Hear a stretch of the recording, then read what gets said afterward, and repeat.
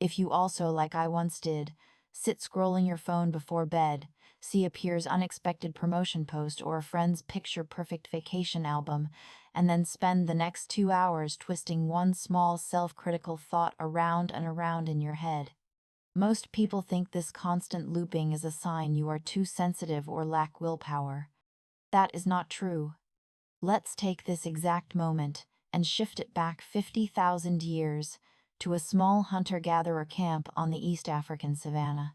You are digging for tubers near the tree line, and you spot an unfamiliar set of footprints, half covered in dirt next to your foraging spot. Your brain immediately starts looping the thought, there could be danger, over and over.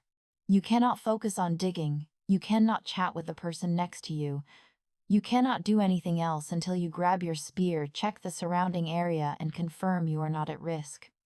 This looping behavior saved the lives of our ancestors.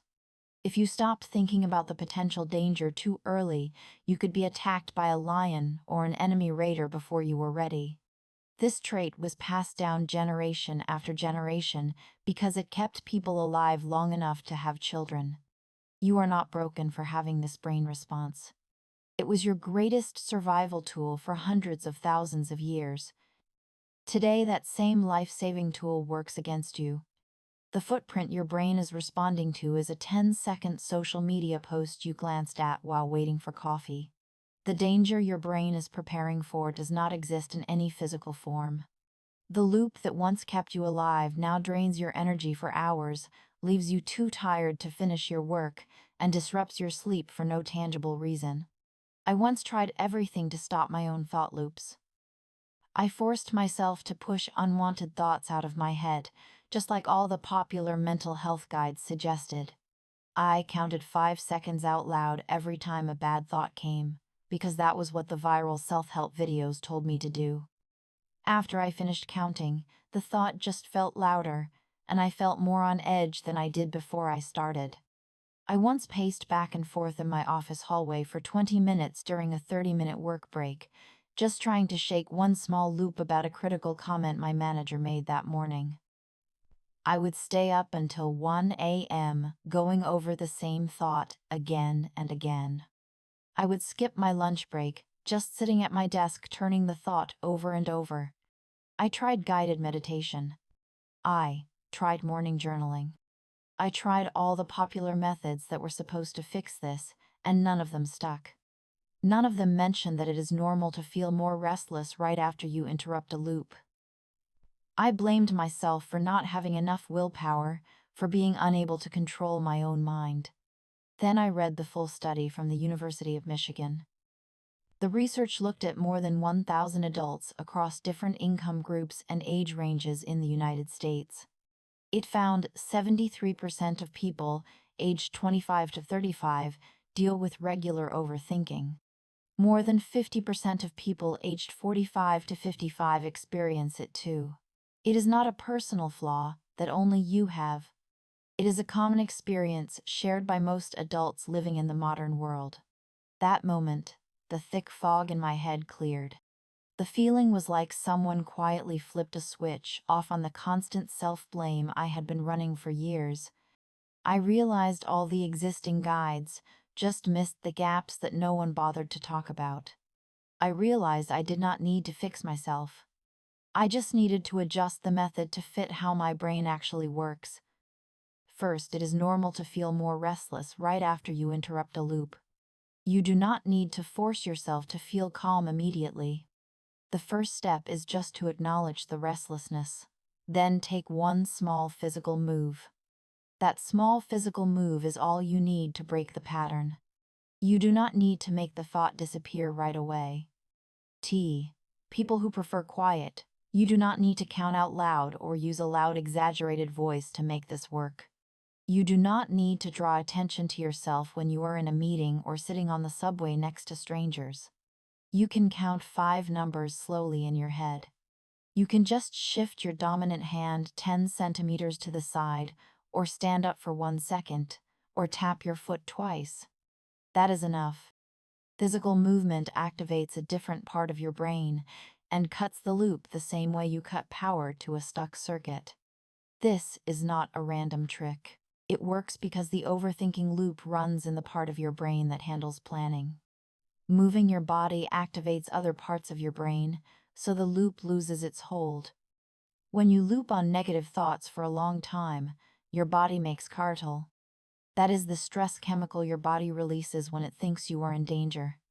10 minutes of slow walking uses up this extra chemical, and your body releases a new chemical that calms your nervous system. This is why moving works faster than sitting and thinking your way out of the loop. You do not need to go for a full run or hit the gym. A 10-minute walk around the block is enough. It can even be 20 quick jumps while you wait for the elevator. Any small movement that gets your blood flowing works. If you get a negative thought while scrolling your phone, the intervention is simple. Lift your thumb off the screen, lock your phone, and set it down on the table. Then, quietly label the thought in your head. You can just say, "This is a loop," to yourself. You do not need to delete the thought or fight it. You do not need to argue with it. You just need to separate yourself from it, the same way you mark a text message as junk and stop opening it every 5 minutes. This simple step moves you from being inside the loop to watching it from the outside, and it cuts the emotional power the thought has over you. For big and small decisions that keep you looping, you can set a clear time limit. Small decisions like what to wear or what to eat for lunch get 1 minute. Medium decisions, like which project to take on or how to reply to a tricky email, get 24 hours. Big decisions like changing jobs or ending a relationship get 72 hours. You have to make a choice when the time runs out. A study from Stanford University found people who decide with a set time limit are happier with their choices than people who think about them forever. The more you think about a small or medium decision, the more likely you are to overrate the importance of small details and end up less satisfied with the choice you make. If you are looping on fear of a bad outcome, write down the exact worst-case scenario and write down what you would do if that happens. For example, if you are thinking about quitting your job, you might write, "If the new job does not work out, I will update my resume, reach out to my contacts, and find a new one in 6 months." This takes the vague fear out of your head and turns it into a concrete plan. It works the same way a save point works in a video game. If you know what you will do if you fail, you can take the step without looping on the what-ifs. If you want to make a negative thought feel less powerful, and you are an introvert who does not want to say anything out loud, you do not have to. You can just add a silly cartoon caption to the thought in your head. If the thought is, "I messed up that presentation," you can add the caption, "Donald Duck says I messed up that presentation," in your head. That is enough to take the sharp edge off the thought, without drawing any attention to you in public. Each time you interrupt a loop successfully, you make it easier to interrupt the next one. Your brain builds new connections the more you repeat this simple action. Over time, stopping the loop becomes automatic, just like the loop used to be. You do not have to put in hours of practice every day. 1 or 2 interruptions a day are enough to build the habit over time.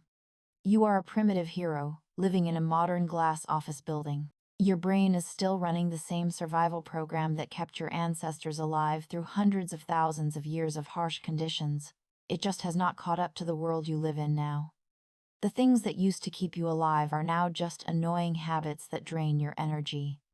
This constant looping is not your failure. It is just a signal that your old survival tool is responding to a modern problem it was not built for. It does not mean you are weak or broken. It just means you need to learn how to hit the pause button manually when your brain forgets to stop. Next time you catch yourself stuck in a thought loop, right where you are sitting now, move your dominant hand 10 centimeters to the side, count 5 numbers slowly in your head, and label the thought out loud or in your head. This entire action takes less than 10 seconds. You do not need any tools or preparation to do it.